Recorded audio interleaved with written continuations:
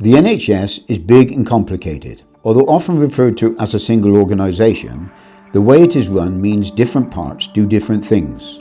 Your local GP surgeries are part of the NHS family, where doctors and nurses provide medical advice and care if you are ill.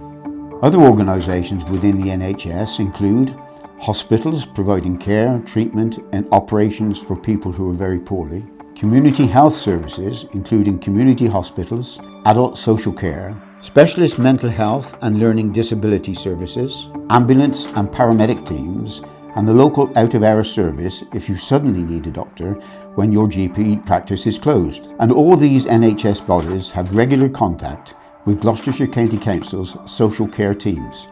Often, if you are ill, you will use more than one part of the care system. A visit to the GP might lead to a hospital referral for an operation and then support from community health and social care teams when you are ready to go home. To provide fully joined up care, we need to communicate with each other, but this is often by letters, telephone calls and faxes, which can lead to delays. Or you might be asked to answer the same questions more than once, or treated in a way that doesn't meet your needs in the most appropriate way. Gloucestershire Shared Care Information Project, Joining Up Your Information, is developing a system to bring key patient information together in a single place, so the right people always have access to the most up-to-date information. It will be secure and will only be available to people who need to see it. Take 82-year-old Elizabeth, who is showing early signs of dementia. In hospital, after falling and breaking her hip, she is now well on her way to recovery. She is assessed by occupational therapists and physiotherapists before being moved to a community hospital. Here she is assessed again, but because the two hospitals use separate unlinked systems, she must answer many of the same questions for a second time before she is allowed home. Her GP asks about the assessment, but Elizabeth is unclear about who she saw and if she will receive any further support from community health and social care teams. The GP practice uses a different system for patient records, so the GP is unable to check electronically.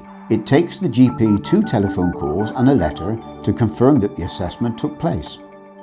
Joining up your information, spending time on your care, not chasing basic details. Or 54-year-old Joseph. He starts feeling unwell one evening and calls an out-of-hours GP, not his usual doctor.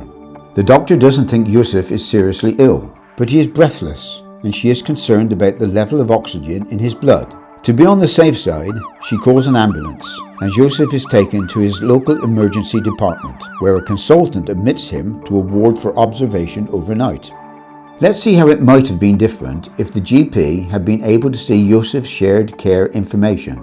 The out-of-hours GP is called. She prescribes medicine for his immediate illness, but thanks to the extra information she can now see, she is also able to confirm that Yusuf's low oxygen level is a long-standing condition being managed and regularly monitored by his own doctor. It is within its normal range for Yusuf and nothing to be overly concerned about. No ambulance call out, no waiting in the emergency department, no overnight stay in hospital. Joining up your information, the right information, in the right place, at the right time. www.mylocalsharedcareinfo.org